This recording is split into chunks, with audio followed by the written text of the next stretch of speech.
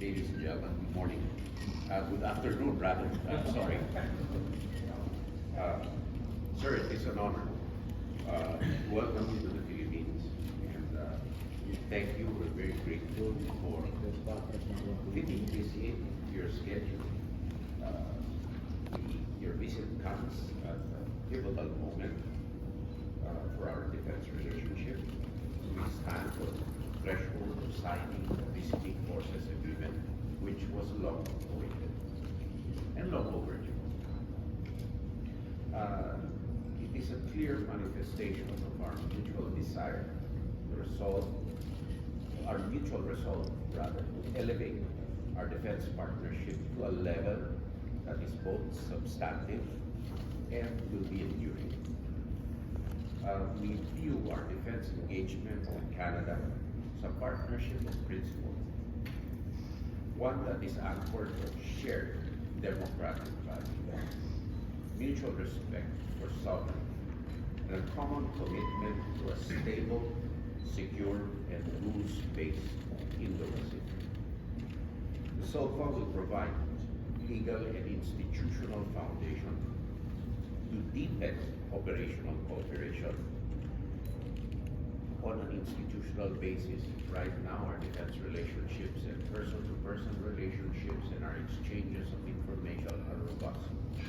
However, this SOFA will make that robustness enduring. Beyond this agreement, we recognize its strategic value of expanding cooperation in critical areas such as maritime security, humanitarian assistance and disaster response, cyber defense, capability development. These are domains where our nations can contribute meaningfully, not only for our own individual securities, but also to the collective peace and stability of the region. Collective peace and stability and the upholding of international norms for a rules-based international order, but particularly the UN Charter, UNCLOS, and to resist attempts to redefine the norms to the selfish advantage of powerful countries. This is the locus of our cooperation. We have very strong people ties.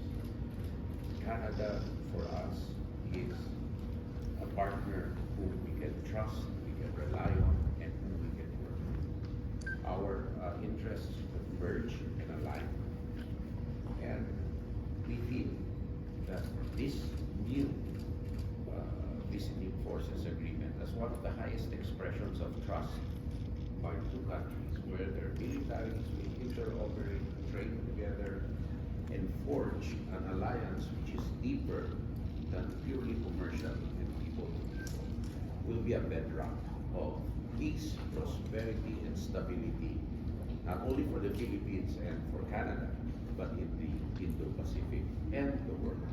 So thank you once again, Mr. McGinty, for coming. We are truly grateful.